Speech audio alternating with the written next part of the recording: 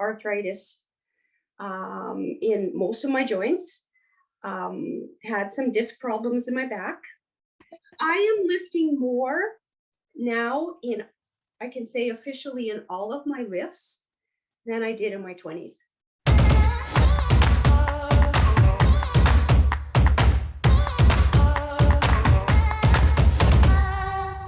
I am here with Mava, and I am so excited for this interview because she has osteoarthritis, but also is an awesome power lifter. And a lot of times people think that those two things probably don't mesh very well, but she has proven that it absolutely does. Osteoarthritis does not need to hold you back from accomplishing goals like powerlifting. Right. So I just want to kind of get into, we met online, and she's up there in Canada, and we've been kind of following each other for probably about a year now. And so I've gotten to see some amazing things. And so I just want to know first kind of how you got into powerlifting, and then how kind of osteoarthritis had maybe impacted that as it started to progress. And then we'll kind of get into more of the journey. Okay. Well, I'll just give you a brief synopsis of what happened to me. In the late 70s, I tried to start lifting weights because it was just something that drew me. And of course, back then, it was mostly male and male gyms, and there wasn't a lot of places that were very welcoming to women. Sure. So I moved to Moose Jaw here in Saskatchewan, and there was a gym here, that Piles gym, that said, yeah, we've got, there was a ladies floor there. So I started lifting there and realized I really didn't belong on the ladies floor because I wanted to actually power lift. So I asked the owner, who was an older man, and I asked him, like, I would love to go up to the men's floor because I would like to learn. So to make a long story short, I did that for 5 years. I did well when I was in my 20s. And then I took a 34-year break, had my children, had developed arthritis in most of my joints, had some disc problems in my back, was recommended surgery and decided not to do that, see what I could do on my own. And I very slowly, and I mean slowly, started lifting again. And I've been lifting now since competitively since 2018. And so just basically, a restart, and I've done well. That is so awesome. And for those listeners who might not know what powerlifting is, can you kind of just give us just a brief description of kind of what it includes? Sure. Powerlifting is 3 main lifts. If you compete, there's the squat, and there's the bench, and there's the deadlift. And if you compete for each one, you get 3 attempts for each lift. So basically you're training for months to lift 9 times on a platform. Exactly. So Right. Which one is your favorite? Oh man, I knew you were going to ask me that.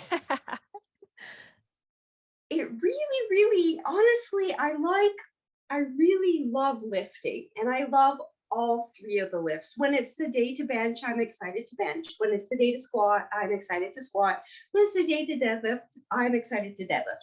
I have been enjoying, believe it or not, deadlift. That has been my nemesis because I've had back issues. So just recently, through, a lot of time and energy, it started to slowly creep up, and I'm gaining strength still at the age of 64. So, yes. yeah. So it is possible. Oh, yeah. I am lifting more now I can say officially in all of my lifts than I did in my 20s. That is impressive. And I know there are a lot of people out there who think that you can't get strong, or as you get older, you just get weak. And right there, that does not have to be the case. I am not losing strength at all yet. And that's awesome. Great. And it comes with a lot of hard work to be able to keep it there, because I know that your training daily, you're training a couple days a week. What does your typical volume look like? Well, I was training 5 days a week, but I went down to 4 days a week, which I'm a lot happier with. I find that my body has more time to recover in between. And I mean, I do active recovery. I go for walks, I do rollings, I do stretches every day because I need to keep mobile. My hands are, um, they don't want to shut anymore, and they've got the nodules on them, and my shoulders don't want to move anymore. I'm just generally creaky, but I just try to, that old saying, or the saying that has evolved, is motion is lotion. Correct. Too much sitting is really problematic for me. Too little sitting is really problematic for me. Exactly. So it's finding that kind of middle ground of just enough. There is a balance that you need to find, and it's unique, it's individual. Oh, sure. So we each have our own. It depends on how busy are you during the day. I'm still working full time, so I'm busy during the day, and I'm very mobile during the day. So a lot of times I'm very, very tired. And yes, I am tired just like everybody else. Some people think, oh, she must have so much energy. No, I don't. I'm dragging my butt to the gym sometimes. But there are 0 days that I leave the gym feeling worse than when I walked in. Exactly. 0. I feel like sometimes the hardest part is just getting there. And then once you're there, it's, it's up from there. Yes. What would you say on that topic, kind of before we get into kind of how you kind of eased your way into it, Right. What would you say are some things that keep you motivated? Because I know like adherence and being committed is hard for a lot of people, especially, when you're in pain or you're feeling stiff or you're feeling tired. What are maybe a couple of things that keep you going? I have such a fantastic gym family. Like we are a small powerlifting gym, and we're just all powerlifters, all competitive powerlifters who are there. They keep me going. I'm proud of myself for what I do, and I want to be an example for people, for especially these gray-haired people, that the general population look at us and go, oh, their life is mostly over. Exactly. And it's sad, but it's true. It's very true. There is a perception out there, and it's such a misconception that we have to tell people that, no, we're not done yet. I have a lot of things. I have goals. Like when I started powerlifting, I wrote goals down that I thought never would I ever do. And I have done and surpassed every one of them.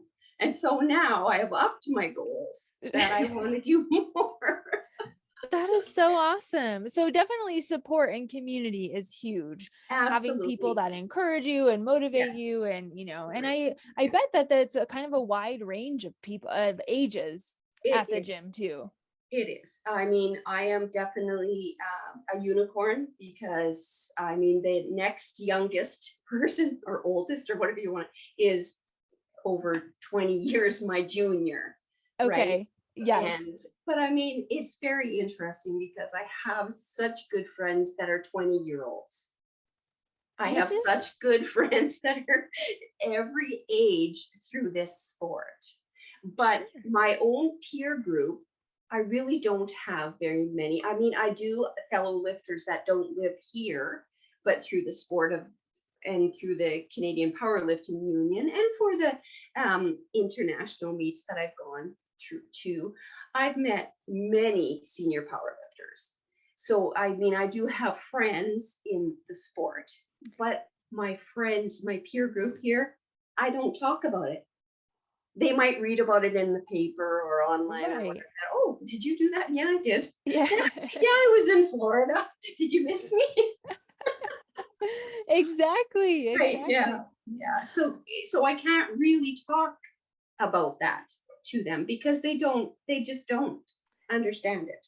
Right. And it's definitely with any sport, Right. any activity, once you're way deep into it, then definitely like kind of the lay person may not understand like No, directly what you're talking that's about right. or Yeah. Yeah. exactly. Yes. And for me, it's kind of CrossFit's the same way. Yeah. Yeah. Yeah. Yeah. And it's the I community and actually started CrossFit um, before powerlifting. I did okay. about 3 years of CrossFit very slowly. Oh, they did the fitness test. Oh, I thought honestly, I thought I was gonna die. Like Yeah. I was overweight. I hadn't done anything. Well, I mean, I did. I did some sports, but just I was scared of my back Yeah. because my back, it was debilitating. I couldn't walk 10 I can feet. imagine. Yeah. Yeah. So I mean, but I mean, just through perseverance, trial and error, and taking things very slowly, listening to your body, but not over babying it. Don't worry about every little pain because it's not, is it really pain that's going to do damage? Or is just, man, my body's uncomfortable? Because Right. my body's uncomfortable a lot of time, but it's not something that's going to hurt me. And it doesn't necessarily lead to more damage or more, Exactly. especially with osteoarthritis. Right. Yes. I mean, That it's aches and pains painful. are okay. Yeah, Yeah. it is painful. I mean, the knees are sore, the shoulders are sore, and I love bench. So Yes.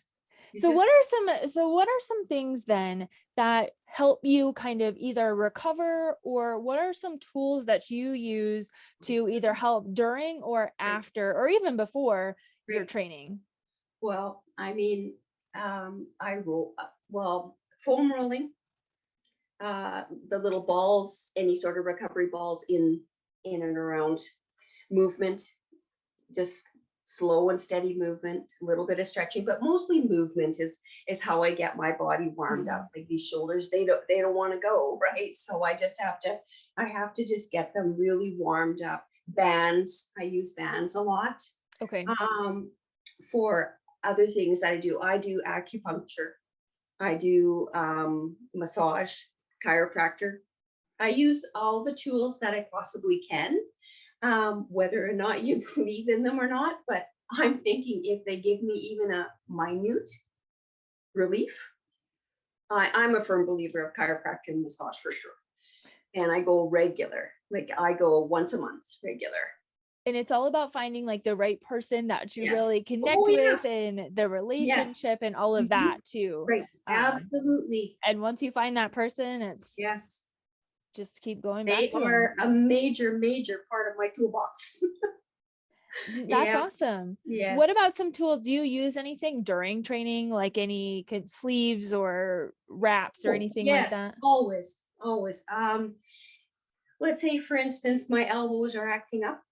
And so I'll have pain in my elbows. I have elbow sleeves that I'll throw on when I'm doing training. They just lend a little bit of support, but they also lend warmth to keep that joint nice and warm. Exactly. When I'm squatting, I always wear knee sleeves. Even Okay. when I'm doing air squats, I'll put my knee sleeves on just because they, I don't know what it does, but anyway, they separate that joint enough where it's like this feels so much better to squat it. Yes. I always say it feels like your knee's getting a hug. And I don't Yes. necessarily have like a ton of, I have occasional knee pain, but like even I wear them because it just makes Oh, you feel better. yeah. And I just figure if it keeps me in the game for a little bit longer, I'm going to use everything that I can. When I bench, I use wrist wraps just to Okay. keep my wrists stable. That's legal to wear on in competition as well. Okay. Elbow sleeves are not legal. Knee sleeves are legal. Like there's a whole bunch of different rules. But for training, I just use everything that I can to try and keep my body warm, stable, and able to continue. Yeah, absolutely. I mean, it sounds like you're doing a pretty good job of it. It sounds like you have a lot of tools, which is good because I Oh know yes, that depending on, what you're doing or what you're exercising or what hurts, it's yes, always good to have tools so you don't feel like you don't have any right, control over that. exactly, yeah. As much control as you can have, the better. Oh yes, yeah, absolutely. Yes. And so when you kind of eased back into it, Right. Were you, after this 34-year break, were you following a coach? Did you just kind of start on your own? What kind of one prompted you to go back? And then how did you kind of deal with your osteoarthritis and maybe modify some things as you returned? Yeah. CrossFit, I modified everything. There was there wasn't too much that I could just out and out do. Yeah. For chin-ups, pull-ups, using bands. I didn't do a lot of box jumps. I did step-ups. There's always ways of, like, you give everybody different levels of the exercises that Sure. you're giving them. Same thing with anything. For when I started back into powerlifting, my coaches now actually started a beginner powerlifting class at the CrossFit gym I was going to. Okay. And so I started this with this beginner, just with light weights, learning how to squat, bench, and deadlift again. And it just clicked. And that was that. I was in love and I had to do it full time. Yes. And I know, I understand it can be very addicting. Yeah. And Yeah. so for somebody out there who might be having osteoarthritis, because I know you said you have knees, shoulders, hands, Yeah. that it is Toes, possible. feet, And ankles, everything. Hips. yes. And starting at the beginner, and Yes. I have a lot of people who are hesitant to like Mhm. modify everything Right. because they're just like, oh man, I just feel like I have to just do everything below, what everyone else is doing. And a lot of people get kind of self-conscious about that. But it's the reward that you're building up to, Yeah. that you can't just go 0 to 100 anymore. You have to kind of take these baby steps. So Oh, how long would you say, getting back into it, where you could kind of get back to some at least heavier weights, not necessarily PRs, but some heavier okay. weights? I would say I slowly built up for 5 years. I was going to say, because a lot of the times it's not just like a year. Oh no, It's the no, process is long, and but it's fun along the way too, I can imagine. absolutely. My attitude always has been, and probably always will be, I don't really care what you think of what I'm doing. I don't really care what you think. I am really out here doing what I can, the best that I can. And I Exactly. don't really care what anybody else thinks. If they think that I'm absolutely crazy, that's fine. Then okay. But I feel I'm not. Absolutely having a blast. And Yes. and even PRs, like nowadays, PRs don't come easy for me. Hmm. My PR is, the way I look at it, every January 1st, like, restart your PRs. Because man, at this age, I'm just lucky I'm walking into a gym. so so to me, it's like every day's a PR. Exactly. And that is a great mindset too. So a PR, for anyone that doesn't know, is like a personal record. So basically the most that you've ever lifted or, done Yeah. something. So yeah, I mean, it's a long process, but even just like Right. those small wins of just kind of, oh, I Right. lifted, this much, or making this small Right. progress, I think Yeah. is so important. Um, We have fractional plates, and they're 0.25 of a kilogram. yes, I love my fractional plates. I don't exactly. care if it's a 0.5 I put on there. It's more than I did last week. Exactly. And 99% of the times, other than the big three lifts, I have no idea if it's PR. I don't Yeah, really keep track anymore right. because I don't really care. Like, I It mean, can get into your head too. oh yeah, it's not a real big deal. I mean, my squat, bench, and deadlift, trust me, I know what my maxes are in them that I've done, but I don't really care about a lot of the other movements and Right. whatnot, or the reps of 3, right? Or reps of 4. Sure. Oh, that's a PR rep for 3. Well, I don't, my memory isn't as good as it used to be. Right. And it doesn't quite matter as much, Oh, it just as does. long as you're, still feeling good Yes. while you're doing it. Yeah. And I know that Exactly. you have accomplished some great things. So what would you say is kind of has been thus far your biggest achievement in powerlifting? I guess the biggest one would be chosen to represent Canada at the World's Meet in 2018. I mean, going to North Americans, that was pretty good too. I was really excited about going to North Americans, especially after with COVID and whatnot, shutting everything down and us getting to go down to Florida to compete. That was exciting. But yeah, my biggest accomplishment was going to Worlds, and I won 4 medals. I won silver overall at Worlds and a gold in bench, silver in squat, and a silver in deadlift. That is so cool. Right. Yeah. It was very exciting for me, and it was a real honor to wear, the national tracksuit and to be representing Canada.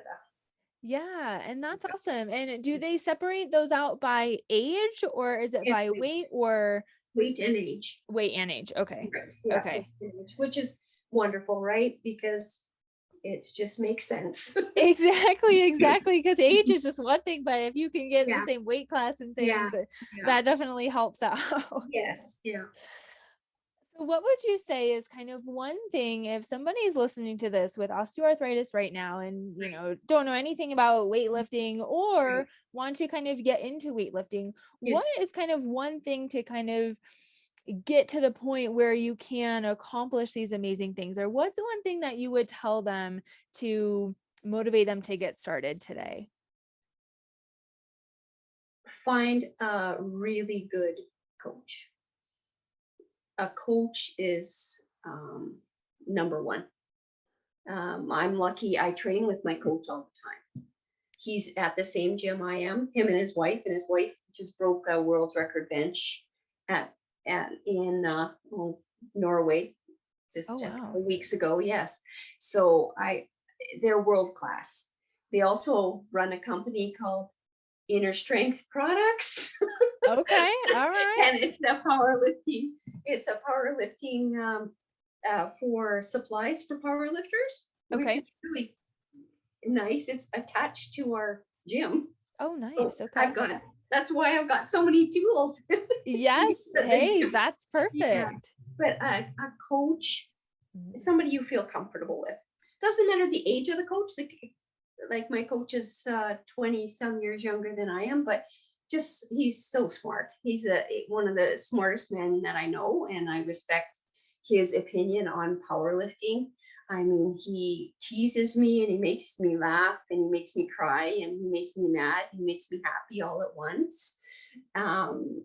Every meet he says, well, we did it again and nothing fell off. So that was good. Hey, yeah, exactly. Yeah. And I mean, just having the motivation, your motivation can't come from anybody else.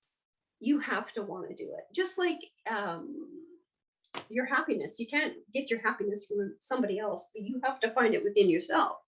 So it's the same thing with lifting or with anything. You have to have the drive and ambition to do it yourself because you're doing it for yourself. You're not doing it for Joe Blow from Kokomo. I'm not doing it for my husband. I mean, yes, I'm trying to be a good example for my 2 granddaughters, but I'm doing it basically for me. I'm doing it for me because I love it. Yes. And I think that is so important. Finding someone that can help you kind of guide along the way, especially in the beginning. Like, even if you're not trying to get into powerlifting, at least in the beginning, having someone kind of guide you, because I meet a lot of people who are scared to even start lifting weights or just exercising because they're afraid they're going to injure themselves. And having a coach, I think, is super crucial for that. And then also, digging deep and not searching for external sources for motivation or, blaming it on somebody else or blaming it on your job. Or, you have to take that responsibility for that. And the only way you're going to get anywhere is being consistent. Right. I mean, you worked for, even on your return, at least 5 years towards your goals. Absolutely. And then now we're continuing to do that too. But I mean, a 5-year road of starting, like, and there was a lot of setbacks in those 5 years. It was not linear. Yes. I thought that there was, I'm just getting going. And then something would happen and I slid backwards again. And it's like, climb that mountain again. You got to climb it again and you got to climb it again. I just always tell people, never quit starting. Like if you have to restart 30 times, who cares? It doesn't matter. It's not a failure. You can't be a failure, as long as you keep trying. And it doesn't matter if you, one week you're doing great and then the next week you're not doing so great. Well, you know what? When COVID was on, how many people, it was sad. It's a sad, Yeah. we were all in a sad state. So to me, just by trying, just by putting your socks and shoes on for that day, I thought that was pretty good. Yes. And that's, I mean, true for anything, whether it's exercise or even business Yes. or anything. I Yes. mean, you always learn something from these failures or these Right. setbacks. Maybe you learn Yes. like, oh, hey, that movement just isn't great for me right now. Right. Let's modify, or, you Right. always learn something like, oh, maybe that rep scheme was too much for me or something. Yes. Yeah. I mean, you always have something to take away from that You do. to build on success later, which I Yes. think is huge. Yes. Yeah, absolutely. Well, you sound like you have some excitement there. Always. And that's awesome too. And it's just finding something that you love doing and have it continue to motivate you throughout the rest of your life, I think is exactly. Yeah. the bottom line Like, for this. I'm sure that I'll be 90 years old and still in the gym lifting weights. Hey, and that's just the way it is. More power to you. And I will be right there following in your legacy too. All right.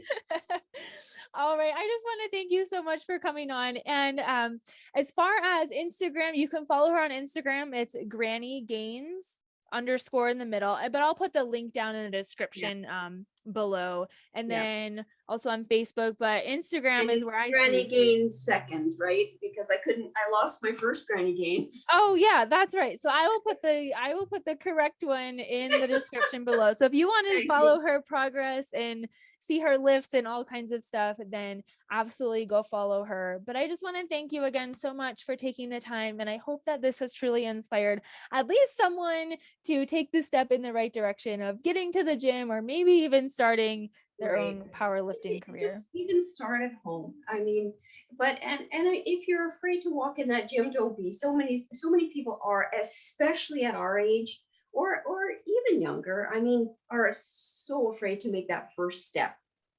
And it just gets so much easier. Yes. Just do it.